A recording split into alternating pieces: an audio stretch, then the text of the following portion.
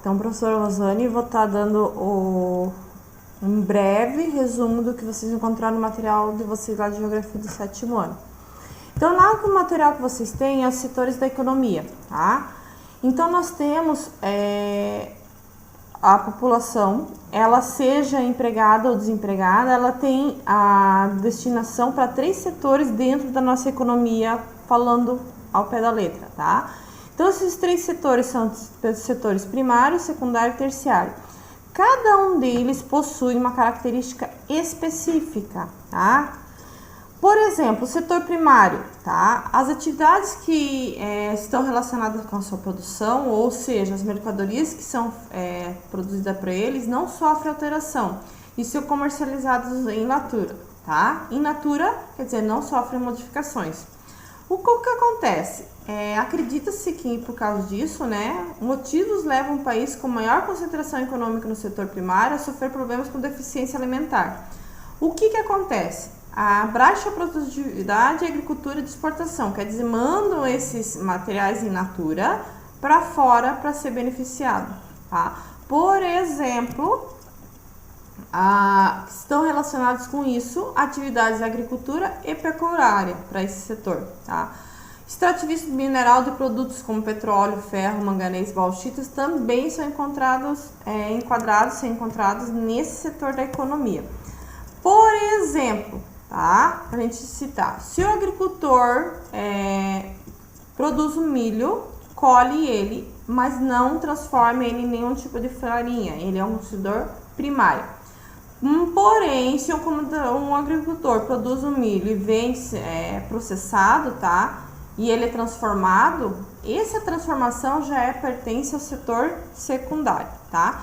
Então, o setor secundário ele é conhecido por intensa automatização e robotização das tarefas industriais e faz com que o setor secundário deixe de ser considerado o setor mais importante da economia, tá?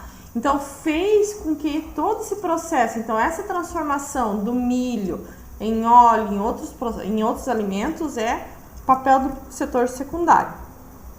Então, as indústrias se enquadram nesse setor da economia. E aí, de um modo geral, as atividades secundárias e terciárias podem ser classificadas também como atividades urbanas, destinadas mais às cidades. Setor terciário, quem pertence a esse setor? São os hospitais, repartições públicas, escolas, transporte, energia, comunicação, informática, lazer, esporte, tá? E o comércio em geral. Eles prestam serviço, tá? E o setor primário, nos países desenvolvidos, ele é constituído por pessoas bastante especializadas, quer dizer, com um grau de escolaridade, com conhecimento na área que trabalha maior do que nos países subdesenvolvidos, tá? Além disso, nós temos algumas definições dentro dessa parte de geografia, tá? Por exemplo, distribuição de renda, tá? O que é distribuição de renda? É uma forma com que a renda é distribuída pelos habitantes de uma região do país, tá?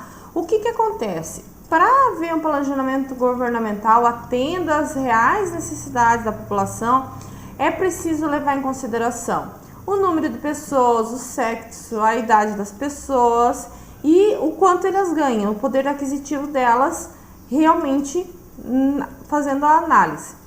Essa análise do poder aquisitivo da população de uma região do país recebe o nome de distribuição de renda, para saber quanto que cada um recebe. Uma outra definição que nós temos também, dentro dessa parte, é a distribuição pessoal de renda. É a descrição de como a renda do país é repartida entre os indivíduos, tá? Individualmente.